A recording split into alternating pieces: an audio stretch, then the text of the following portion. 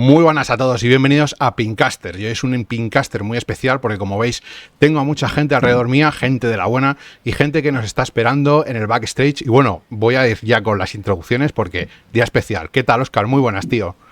Bueno, día de lujo, día top, día premium. Estamos aquí encantados porque alguna sorpresa se esconde por ahí y no puedo esperar a que digas cuál es. Sí, y tenemos también al otro lado a Fernando de Tu Pinball. ¿Qué tal, tío? ¿Cómo andamos? Buenas tardes, bien, esperando también con muchas ganas a nuestro invitado y nada, y saber muchas cosas de las que nos tiene que contar.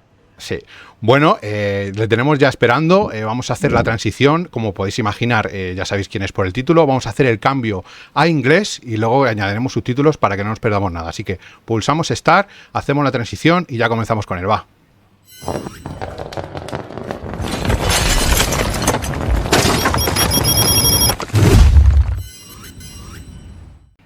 Bueno, voy a decir solo que vamos a hacer obviamente la mayor parte de la entrevista en inglés, aunque sabemos que Eric habla un poco de español, pero nos ha dicho que no se atreve a hacer obviamente toda la entrevista en español, sería muy complicado, así que la vamos a hacer en inglés.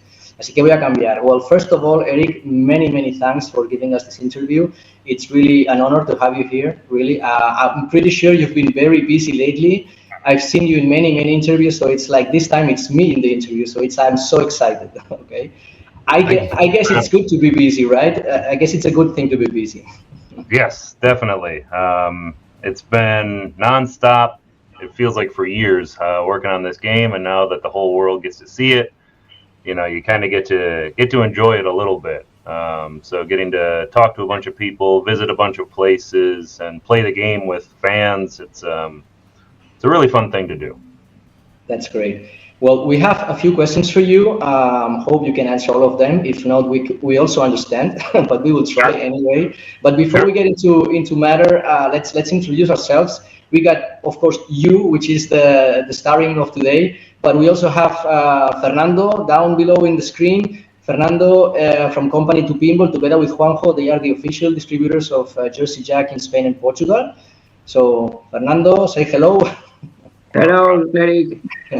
I think you've met before, of course, and then there's Roberto and me, which are the humble managers of this also humble channel called Pincasters. We've been dealing with it like for more or less 10 years now, but intensified in the last years where we try to promote pinball in general, but of course in Hispanic speaking countries, let's say. It's mainly Spain, but we have a few in South America, and lately, I think we've done a few videos, especially the one we did for the unboxing of the collector's edition of Harry Potter, that it's now becoming #1 video in our out of the shorts. It's #1 video in our channel, and it's so famous, let's say, that even people from America are watching it and leaving us comments about things of the machine, which is really exciting.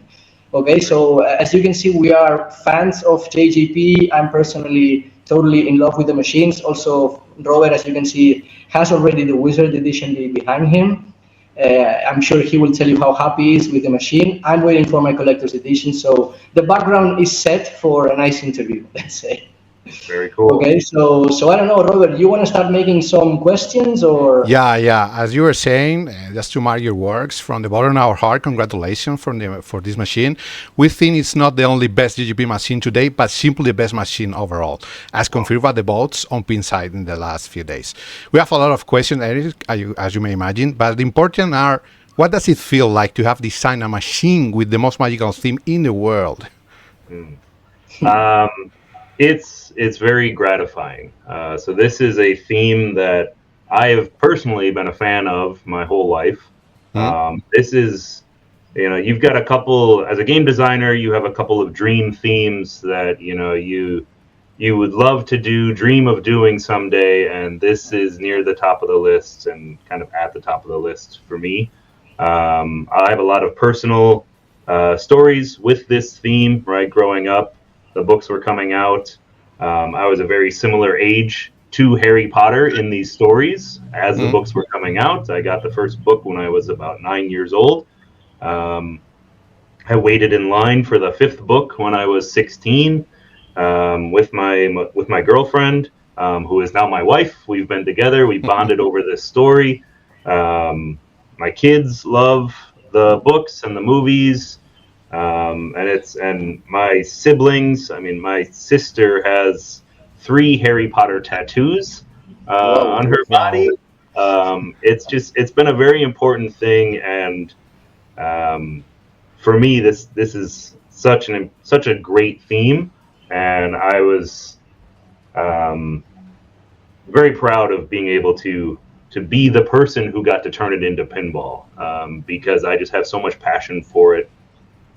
It would have broken my heart if someone else did this game and didn't put the amount of care and energy and emphasis on the important details that I did. So I'm very, very glad that I'm the one who got to do it.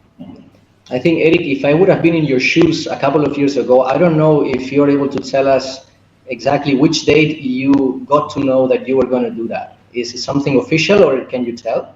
Yeah, I can talk about that. So it was in March of 2023, and I was intending to go to the Texas Pinball Festival to promote The Godfather, which had just come out. And about 2 weeks before Texas Pinball Festival, I got a call from Jack saying, we likely have the license for Harry Potter, but the franchise team at Warner Brothers would like to meet with you and discuss what your concepts will be for the game.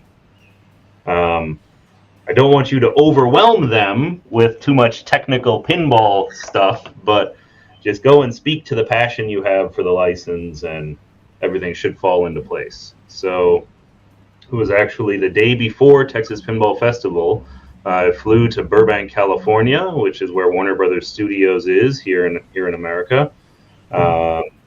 And I met with the franchise team, with the licensing team at Warner Brothers, and I had been furiously drawing the whole week beforehand and writing down all the characters and scenes and important items and important creatures and storylines and plots and all of the things that I knew would make a great game. And I spoke to them, and I spoke from my heart on how I'm the best person in the world to make this game because I love Harry Potter and I love making great games. And they took that to heart, and we secured the license, and I went to Texas Pinball Festival, and not a soul in the world knew except for me and Jack. So I was there, and I had to present Godfather and talk about Godfather and how much I loved making that game, which I did. But of course, in the back of my head, I was thinking about Potter, and it was very ironic. I actually went out to dinner with a couple friends, and they were talking about what they would do in a Harry Potter pinball machine if they ever made one, and what scenes they would use and what characters they would use. And I'm like, oh yeah, that sounds great. That'd be a great game to make someday, I hope. Probably this is the greatest poker face ever made in the history. Yeah. Amazing. Actually, I don't know how well you were able to sleep those days. I would have slept that much. But I personally would have felt really overwhelmed at first by the relevance and the brutally extensive content of this entire saga. So how were you able to sort through so many possibilities and decide what would be more or less relevant in the machine? Right. So it took a lot of effort to not be overwhelmed, right? Because there's over 24 hours of movie footage that we license, and over 50 characters that for me are important, right? And to make the game talk to all of the Potter fans that are out there, I couldn't leave anyone behind. I couldn't leave any characters off of the game, or any of the creatures off the game, or any of those iconic scenes that people have bonded with. So I went through, and this is why the movie modes are so there's so much to each movie mode, because for me, I'll pick 2 scenes out of each movie and turn those into modes. It's like, I can't do that. There's more than 2 scenes that are important for every movie. So we wound up going with a minimum of 15 scenes out of every movie, and then breaking those apart in a way that, like, well, this one is important, this one is important, this one is important, and then my programmer, Joe Katz, who was not a Potter fan beforehand. He doesn't have kids. He was a little bit older, so he didn't grow up watching the movies or reading the books. So he was kind of fresh to it. He went through and he wrote down what scenes he'd be interested in as well, and we meshed pretty well. So he came at it from, well, here's what's important to me as a new viewer, what's important to you as a longtime viewer, and finding those components that spoke to the fans, and then building the game in a way that it wasn't focused on a single element from a single movie. It was able to use all aspects of the play field for all movies, so that we could have, character-based shots or location-based shots that are visited in all of the films. And that made it so the play field is very adaptable and usable in all of the different content for Harry Potter. Yeah.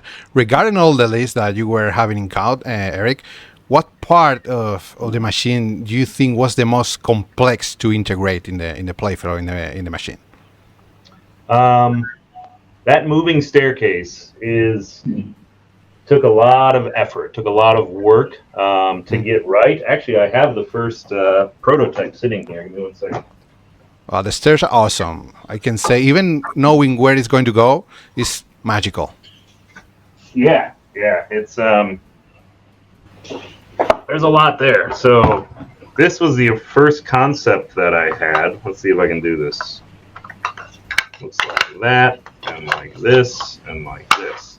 So I printed off, so I have a 3D printer here at work, and I printed off these 3 boxes, and I came up with this idea. This is what I want to do. I want to turn this into, actually from the top, I want to turn this into something and move these things and make them have all of these different ball paths. And then when we start to see how that evolved into this thing, so we do a lot of prototyping, and we must have made this mech 20 to 30 times, and not just make 20 to 30 of them, but make one and study the kinematics, the movement of the mechanism and the movement of the ball through the mechanism, and then make changes and iterate that process to, as you can see on this one, the base used to be plastic, and it wasn't until pretty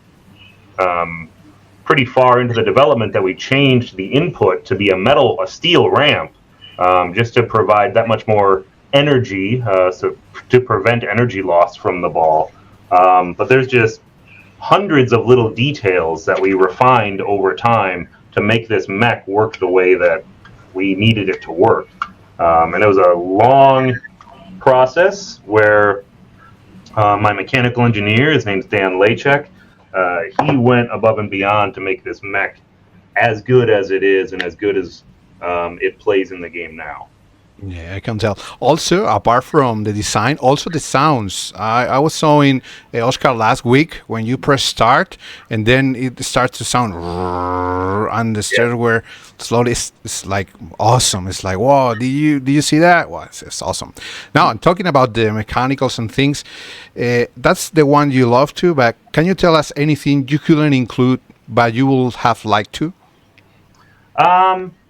I can talk about a mech that I originally designed in the game that I wound up not including, and there's good reasons, and this happens on every game, right? Yeah, for sure. Every game has concepts that you originally put in and then wind up not putting in for a myriad of reasons.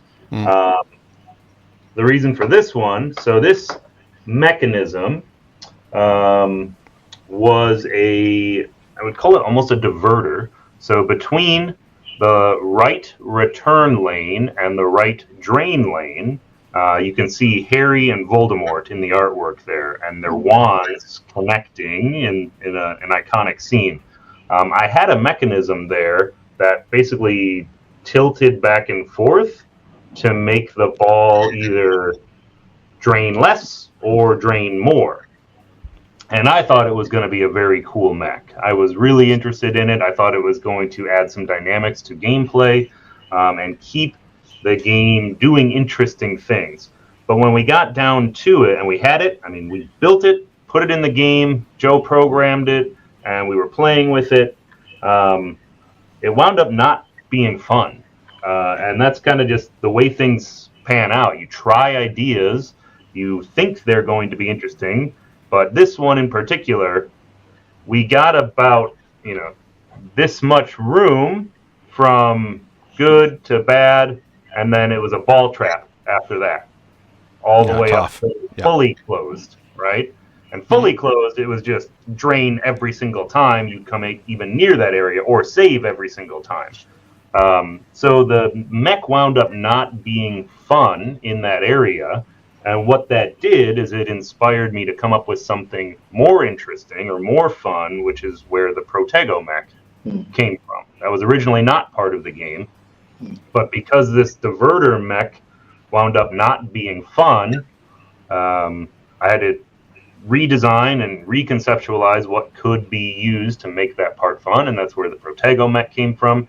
And I love seeing people play the game for the first time, thinking that's just an insert, and then it pops up, and they go, "Oh wow, there's a mech there!" And it rolls back into gameplay. Yeah, they're happy because the ball is not lost, so it's a nice surprise.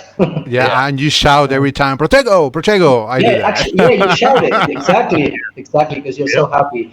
I'm actually curious about the brainstorming process, because there's potentially so many ideas and so many people that could bring those ideas, but how many people are allowed to bring ideas to a machine? Because it can be chaos, I can imagine, because everybody has an idea at some point, So how do you do that? Do you limit or how do you manage all the brainstorming process? So generally, the way that I work is I will come up with the ideas that I like for the game, major concepts for the game. I will then present those major concepts to the design team. So generally that's the designer, the mechanical engineer, and the programmer, right? So us three are kind of the core group of the game. I'll present them with the ideas, and I'll listen to their feedback, and then I'll bring in other members of the company, like more programmers, people like Jean-Paul, who does animations, and I'll listen to their ideas. But generally, I have a pretty strong concept of my layout and my major mechanisms and rules, and how I want the UI to look, the screen to look. But I absolutely believe that people with different opinions, people with different views, people with different backgrounds bring interesting ideas, bring a different perspective, and I listen to every member of the team. Do their ideas always go into the game? No. At the end of the day, it's up to me. It's my decision. But I will never tell someone I don't want to hear your ideas. I will listen to all members of the team, and I think that makes a great game, right? There are certainly, hundreds of things in this game that I did not come up with, right? Where our program, like the Death Eater fights, it was my animator, animation team, so that would be Olaf Gremy and Jean-Paul DeWin, who came up with this animated Death Eater who fights you on the screen. That was not my idea. There's lots of rules and concepts that came from Joe Katz. There's lots of mechanism changes and designs that came from Dan. For me, it's very much a team effort. I run the team, I manage a team, and a lot of the ideas and the work comes from me. But at the end, this is a team effort, and that team makes this game better than I could do on my own, for sure. Nice. The question is really, how are you going to stay motivated after a theme like Harry Potter?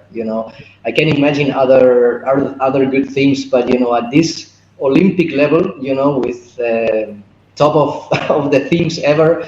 I mean, is there something? You don't have to tell me what, because I guess if there's something, it's totally secret. But is there at least something at the level of HP that you would say in the future it could be motivating? I'm sure yes, but the answer is yes, absolutely yes. I love the Potter franchise.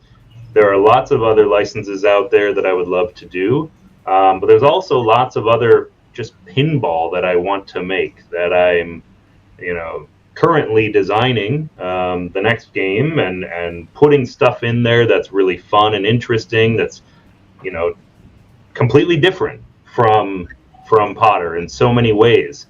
For me, changing up the games, getting cool stuff that hasn't been done, or using things that haven't been made before, that's the fun thing for me. And being able to put all these cool, fun ideas into a theme that, you know, there are fans of so many themes out there. I have to approach every game as though there's someone out there that this is their dream theme. You know, Potter is a dream theme of mine. Pirates, Guns N' Roses, Godfather, those are all great themes. For a lot of people, you know, Godfather is their greatest theme of all time. And I had to come to that with making the best game possible for that theme. So the next thing that I'm working on, you know, it has to be super fun for the hardcore fans out there that know and love every intimate detail, and I have to immerse myself in every detail of every license I work on. And to me, becoming a super fan of what I've been working on is really an interesting part of the game design process. So like for Guns N' Roses, for example,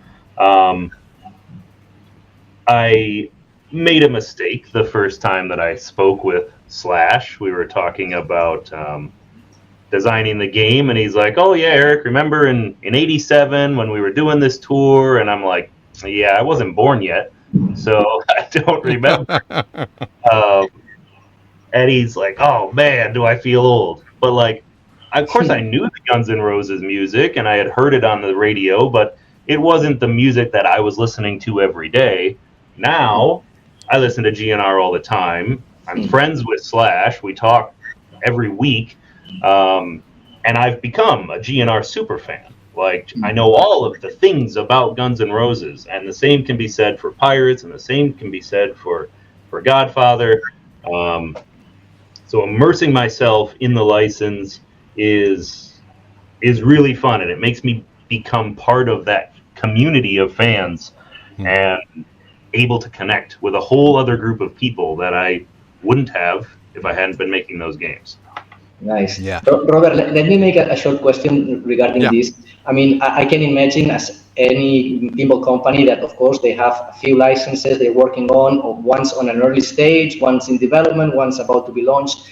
But of course, there's a couple of titles that are in the pipeline, let's say. I don't know how many, could be 3, could be 4, 5, I don't know. Yeah, I don't need to know that. But do you, and I'm putting this question a little bit in as a funny question, is do you negotiate between the main designers of the company the different themes, because they are on the table and maybe one likes to do more one thing than the other? Do you kind of negotiate between you who's going to do what?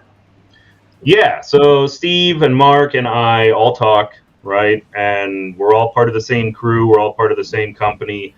There are certain licenses that some of us are more passionate about, right? And if Steve loves a license that I'm like, okay, yeah, that's a cool theme. You know, I could do that one. But if he's like, oh, I love this because of this and this and this, I'm like, dude, that's yours, 100%. Go for it. When you have passion for a license, you just bring more to the game, and that's just the end of the line right there. So it's hard to make a game you don't care about. But when you come in already caring about the theme, it just makes it so much easier to make the best game possible. Nice. Yeah. So Eric, you're head designer of Harry Potter, and you have already highlighted some of your team members. So let's talk about them, about the team beyond yourself. What are the main people behind it, and what are their roles? And also, were they all excited about Harry Potter as you were? Well, you already talked about Joe Katz, but what about the others? So Joe Katz is lead programmer. So he's the one who's responsible for doing all of the rules in the game, and coordinating the other programmers that work on it, also integrating the display effects and getting all of those things onto the screen and making them work. And he kind of manages all of the digital aspects, so animations and sounds and rules. And of course, he writes a lot of it himself as well. Dan Lachek is the mechanical engineer on this project. This is the first time he's been the lead mechanical engineer. He's been here for a few years now. Dan was a big fan of Harry Potter already. Him and his wife were both big Harry Potter fans. This was also a dream theme for him to work on. His responsibilities, are making all of the mechanical things function. I'm also a mechanical engineer. I'm able to do a lot of the drawings, a lot of the engineering work that goes into it. But he does most of it. So I'm able to do it, but I just don't have the time to do all of the details in the way that they need to be done. So that's Dan's role. Next we have, let's see, we can talk about animation. So Jean-Paul DeWin was art director on the game. He also does a lot of animation work. He was a fan of Harry Potter, not a super fan, but he enjoyed the content. He led a group of people that live in the Netherlands. So Olaf Gremmy was one of the animators on this project, and there were a couple other guys that contributed. And his team are also the ones that came up with some of the sculptures. A guy named Lars helped create these, made these components here. We have audio. So audio design on this game, lead was David Thiel, and David is an industry legend. David has, I've worked with David. We love his work. We all love his work. Yeah. He's incredible. Also on audio on this game was a man named Pierce Colbert. He's a full-time employee here at JJP. I think his first game was Elton. He did audio for. Who else? What did I miss? The art team themselves, the people who did static art, 2D art. Playfield and Wizard Edition cabinet was done by Jesper Abels. And he enjoyed Harry Potter. Again, not a super fan. He's a bit younger. And then the collector's edition cabinet was, of course, done by the Mina Lima team, who they are the Harry Potter experts in the world, right? Their artwork is everywhere you look at Harry Potter, including, the theme parks in Orlando. They're the people who are responsible for making all of what you see in the theme parks, as well as their books, as well as all of the graphic arts you see in every film. So yeah, I would say they're pretty big fans. Yeah. Who else? There's a lot of other people that work here in the company. People that do purchasing, people that do manufacturing. For sure. And there are so many fans of this license. When I go out to the line and I see some of our employees wearing Harry Potter shirts, and they don't even know that game is coming, right? They're working on building, Avatar, and they're wearing Harry Potter stuff, and it's so there's lots of fans all over the company. But Eric, how difficult must it be to keep such a secret? I mean, it's always a secret to have a new pinball machine. Whatever it is, they are all fantastic, always, no? But a thing like this, I mean, to keep a secret like this for so long, for, I don't know, parents, family, friends, people on the business, fans, whatever, how do you live with that pressure? It's tough, and actually it's exceptionally tough because all of my friends are pinball players, pinball fans, right? So when I go to my monthly pinball league, and they're like, "Oh, Eric, how's work?" I'm like, "It's great. I can't talk about it." Or I go home for a holiday to visit with my family. My family are distributors in the state of Wisconsin here in the United States. So I can't talk to my brother or my parents about the games that I'm working on. It can be tough, but they can see, the excitement that I have for what I'm working on, and that keeps us together. That helps motivate and helps. I know that there's going to be a big payoff at the end when we launch the game and everyone gets to see it and experience it. My brother, the distributor, Kingpin Games,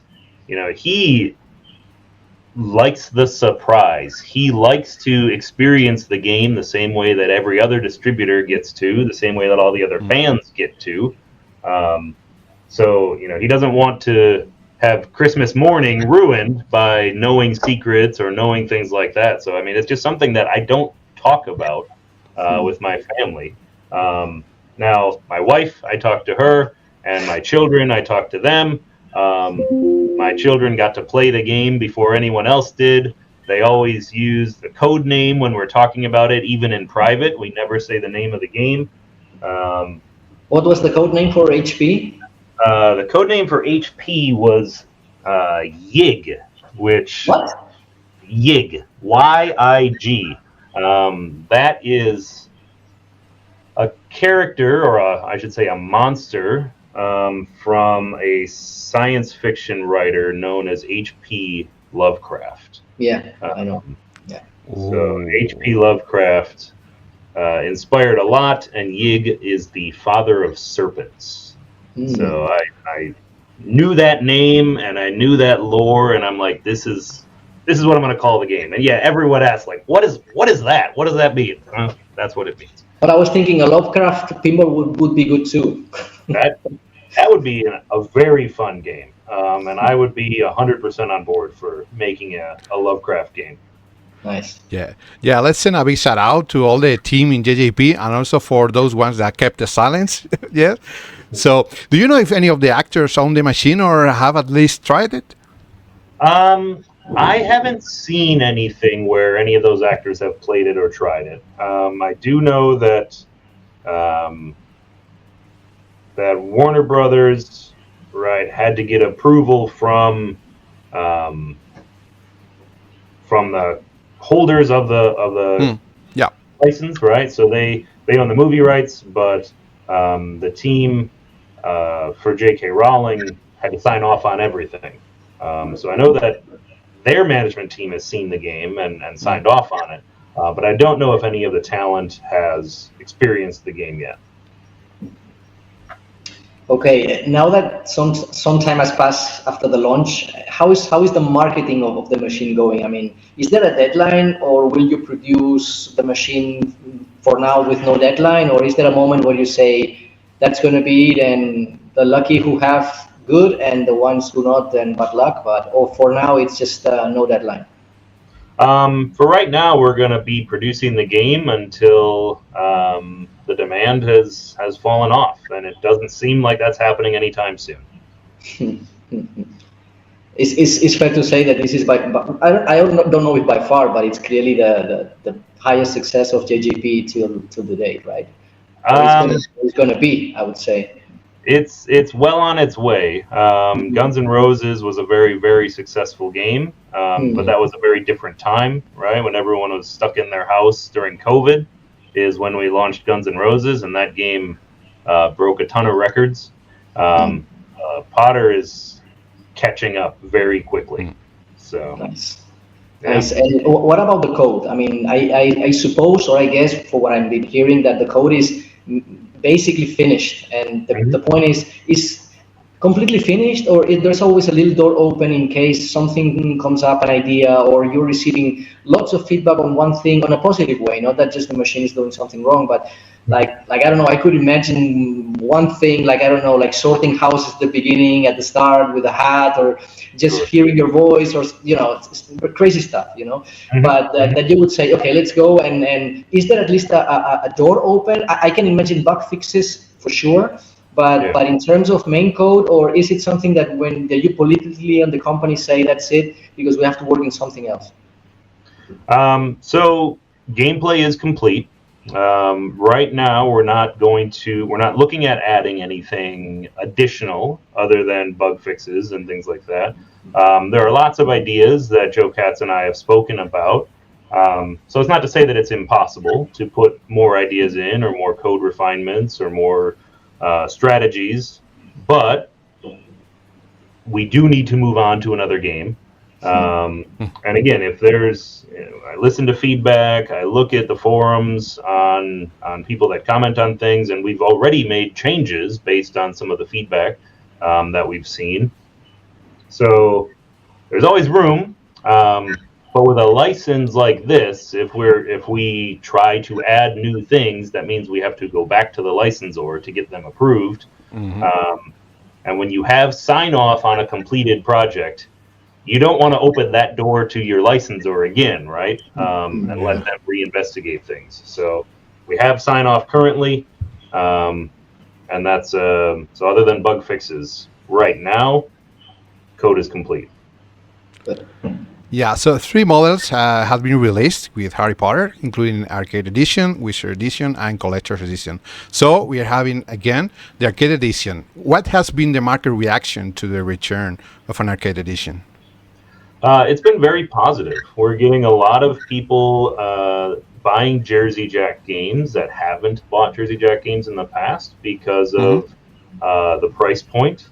The game is performing very reliably on location, right? I look at customer service logs every week. I sit with the customer service team whenever there are issues, and this is one of the least called about games we've ever had at this point in launch, and it's been from an earnings perspective, this game has been making great money on location.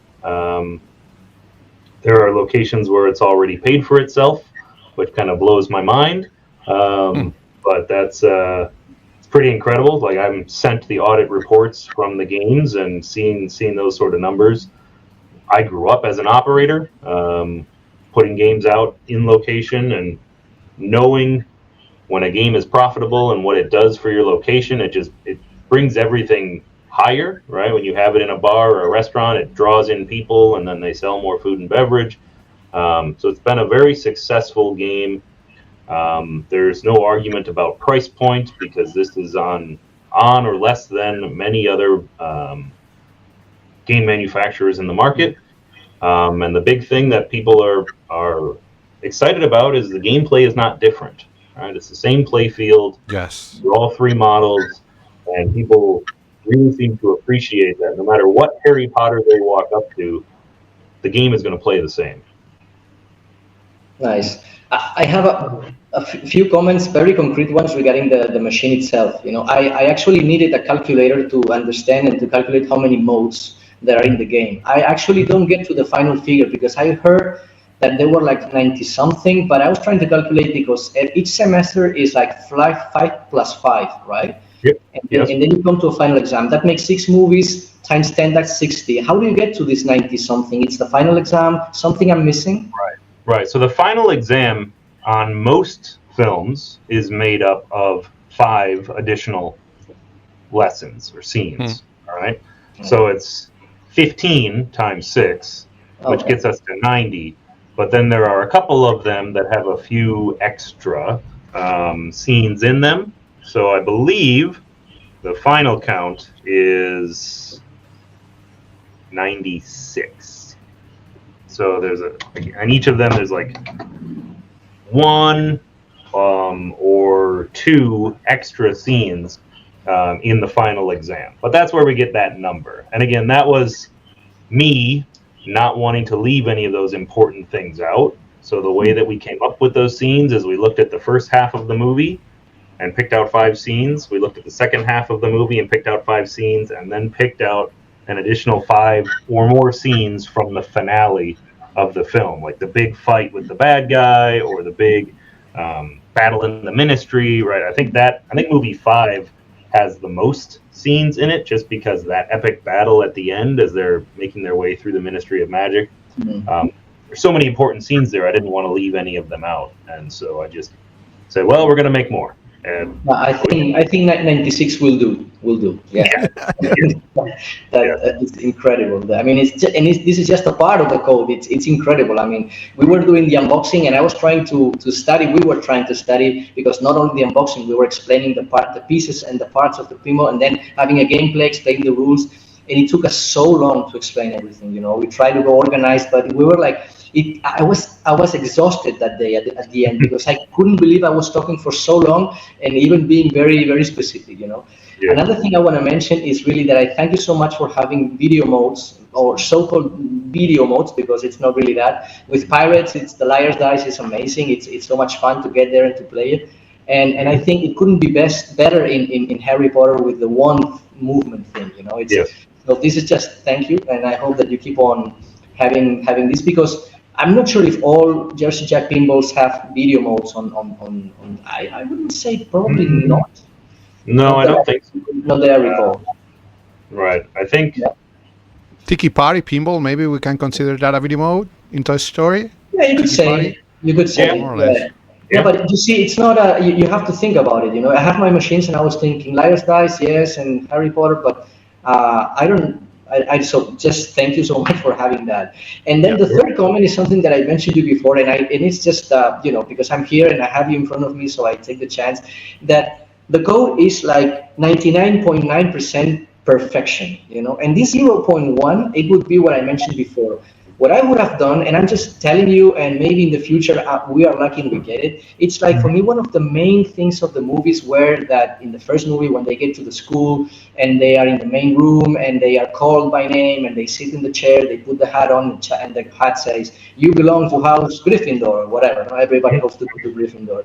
And I was thinking, because there's the camera in the pinball, that you have two options when you start a game. You could decide where you want to go, because you want to go for Hufflepuff or whatever, and then being on the house, that you would have not many changes, but like perks, like in pinballs where you select characters and you have easier multi-balls or easier or longer save time or something.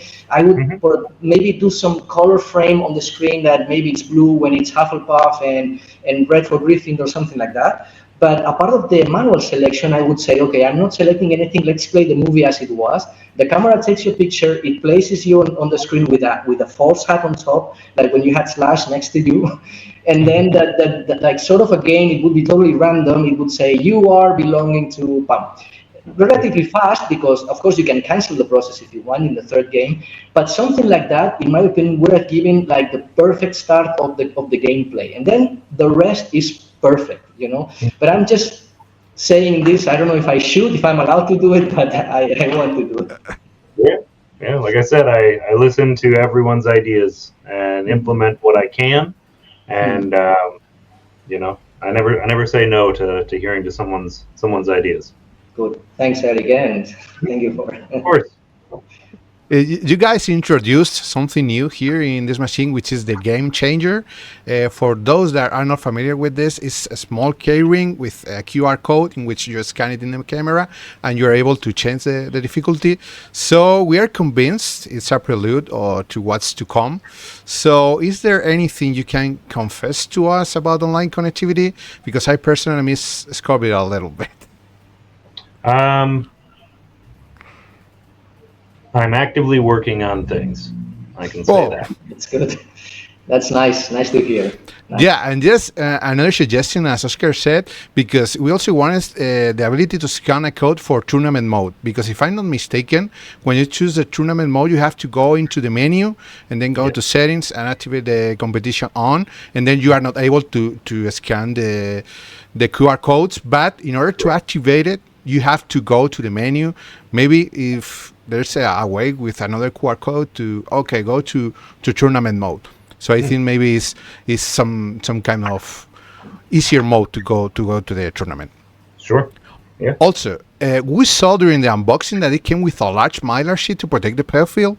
We think it's great because it's also great, everything that is included. But have you received any feedback on how easy or difficult it is to put it on, or if there's any risk of bubbles that can't be removed? So that main large mylar is something that we included in case a customer is extra paranoid about their playfields. But I personally did not feel it was necessary. If I felt it were necessary, I would have installed it in the game myself. But for me, I prefer the feel of the wood playfield versus the feel of the plastic mylar. So I included it in there if customers want to put it on. I don't think it's necessary, and it's not trivial to put on, but there are lots of people out there who have taken the time to put it on, and it's functional. But it's not something to do if you're faint of heart. Yeah. Yes. Yeah, the playfield already includes some minor parts in which the ball drops, so everything is protected. So as Eri said, it's up to you. Nice. Robert, if you want, you can make the questions about the topper because I think we commented so many things about it. I want to spend some time asking Yeah. some personal questions. Yeah, regarding the topper things, especially the collector one, we got several questions. We liked it more than expected, especially the lightning. Will it be available as a separate accessory to put on an arcade cabinet, for example? No, it will not. We do not sell individual parts of our collector edition games. That's a line we don't cross. So you buy a complete game with a collector edition, and you cannot buy individual parts to upgrade your other models. And also the projector will enhance the light and projection effects. Some more of them, maybe? So projector is not the word I would use to describe it. I would describe it as a spotlight. So it has a single symbol. It actually has this symbol that it projects onto the ceiling. And you'll see that come up whenever you're fighting bad guys, whenever you're fighting the Death Eaters, or you're in Death Eater multi-ball. That's when it shows up on the screen. Or sorry, on your ceiling. The ceiling. Okay. But there are certainly opportunities to add more lamp effects and things like that to the topper to make it, come to life. Okay, we spoke a lot about the machine itself, but we are curious also a little bit on yourself and more on a personal level. Let's say, I'm sure you explained this a lot of times, and you said something about being a mechanical engineer, no? But what is your background actually, and how did you end up joining the JJP team? Sure. So when I was very young, my father started a route operation business. He had owned several businesses where he was in automotive. He owned a car lot, he owned a junkyard, he owned a repair shop. And he had been doing this for many years. He was very skilled at his trade, but he had enough of working in the automotive business, and him and my mother retired to own a resort where they rented cabins. But the issue was my father got very bored very fast with that line of work. He was always hands-on, fixing things and interacting with people. So he bought all of the arcade games that were at the resort and started fixing them and tuning them up and finding new ones. And within a year, he actually owned over 100 arcades in the area where I grew up, which is known as the Wisconsin Dells. So he grew this business, and I was always with my parents from a young age. I never had a babysitter. It was a family-run business, so I would be tagging along, and I wouldn't just be sitting there idle. I would have to fix the game that's broken over there or go collect the coins from the games over there. So my whole childhood, I was working on arcade games and pinball machines and jukeboxes and pool tables and all of that stuff. When I finished high school and I went on to university, I thought I would never touch an arcade game again because I had plenty of time with them, and I thought this was done and I didn't have to go back. And so my undergraduate degree is in electrical engineering, and then I continued to a master's program in mechanical engineering.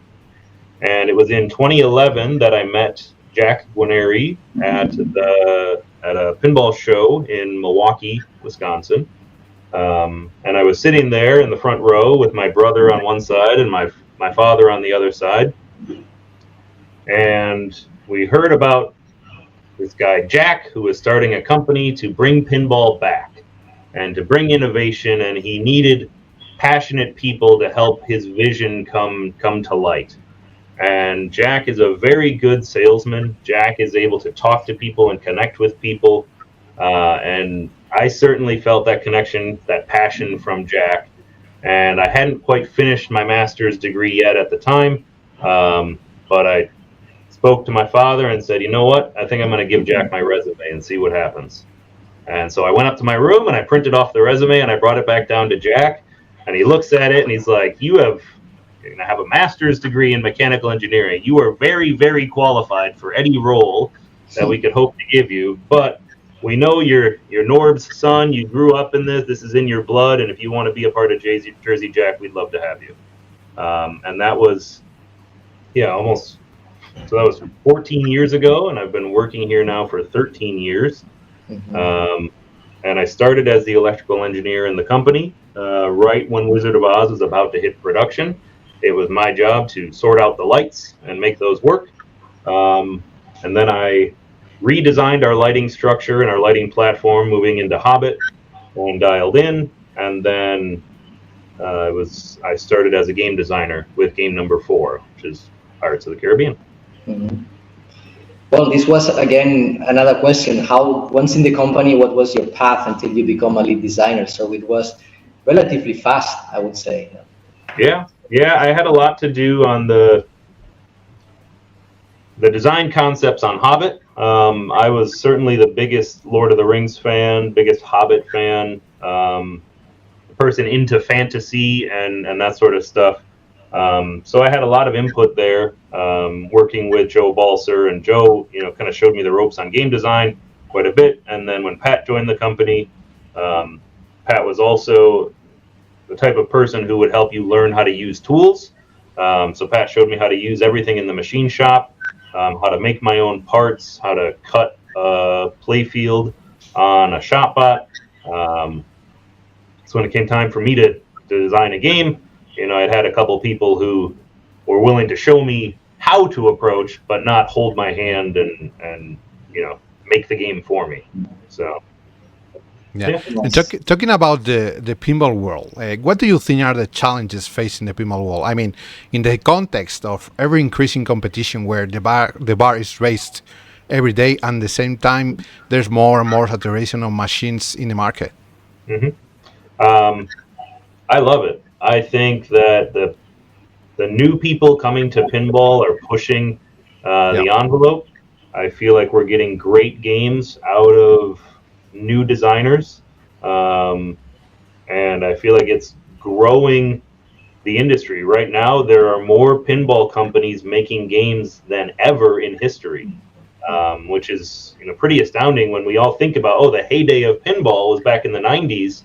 When Bally Williams was making games. I think the heyday of pinball is now, and we're seeing a lot of new and creative people come up with designs that are engaging to the homeowners and to this market that we're selling games into.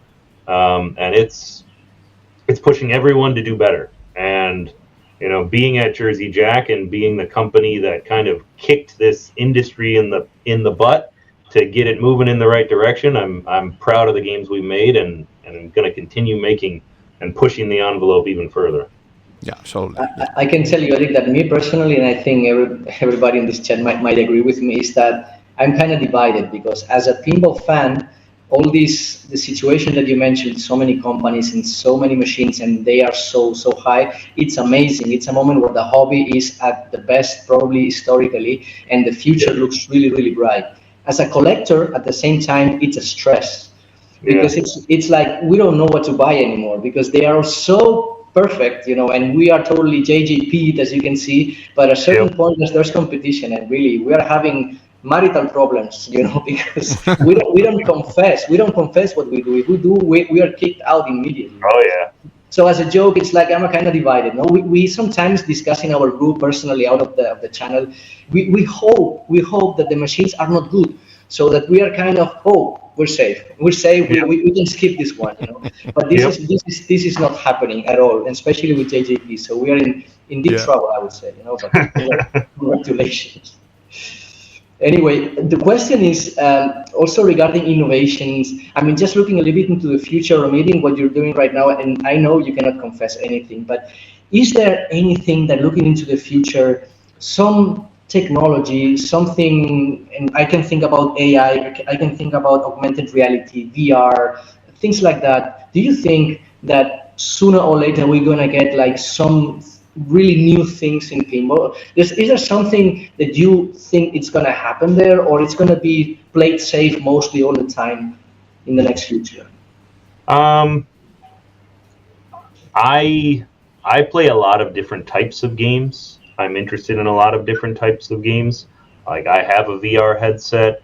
I've played augmented reality games. I play board games and tabletop games.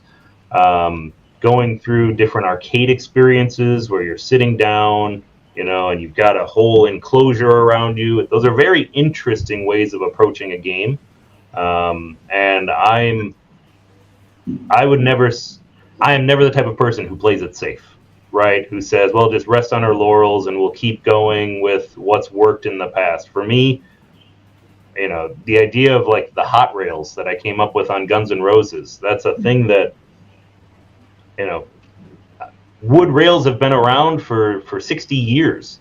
And yeah, they were okay. We could have played it safe and just kept going with those, but I wanted to innovate and I wanted to add more to the game in a way that wasn't damaging to it, that was still structurally sound. I see no reason why other ideas of gameplay, mechanics and mechanisms couldn't be integrated into pinball in a way that were successful. Because at the end, there's also, Fernando was telling me, if you have the chance, ask him about a little bit the physical limitations, the space you have. It's the famous word on the glass. And okay, you can play with white bodies and regular bodies, but that's basically it. Do you think at a certain point this will ever change? Is this going to be some more depth on the machine, more length, more width, more, I don't know what? So pinball shape has certainly changed over the years. Games have gotten deeper, right? Compared to like my Harlem Globetrotters at home, right? That's a single depth under the glass the whole way, versus modern games that are much deeper in the back than they are in the front. You've seen homebrew games where they're completely unique cabinets that are just, very, very different. When you have standards set, it's much easier to make a game on a schedule. If you're reinventing everything from the ground up each time, it's much more difficult. But that doesn't mean with enough drive and enough passion, you can't completely change the thing and put something new out there. So it's totally possible. I think the only thing that's going to stay constant is the size of the pinball. Everything besides that, and even that has changed in the past on some games, but that's the only thing I would never change, would be make a physical steel ball that's 1 1/16 and use that. Okay, Go. No, Robert, fine, that's fine. Go ahead. Yeah, so Eric, we are getting closer to the end of this interview. We've been talking about the personal Eric, the professional Eric, a lot of interesting and good stories, and a lot of people is going to watch this interview. And I just wanted to tell you, if you want to say anything to our audience or to tell them to send in a message, you're allowed to. Sure. Muchas gracias, mi amigos. Yo aprendo español porque yo necesito hablar con mis amigos a la fábrica. Muchas personas hablan solamente en español. Es muy importante para mí hablar con mis amigos a la fábrica. Muy bien, bravo, Eric, bravo. Wow! It's really good. Yeah, you're killing it. This is how you do it. Nice. Yeah, so we want to sincerely thank you, Eric, for allowing us this interview. We admire JJP. We've been saying for ages, we admire your machines, we admire you, and we can only hope that you continue in this way, creating machines as magical as Harry Potter. So thank you very much. Thank you, guys. Thank you, Eric. It was a pleasure. Y para el resto, compañeros, muchas gracias, Oscar. Muchas gracias, Fernando. We'll see you soon. Thank you very much, Eric. This is Pincaster. Thank you, guys. Bye. Thank you, Eric.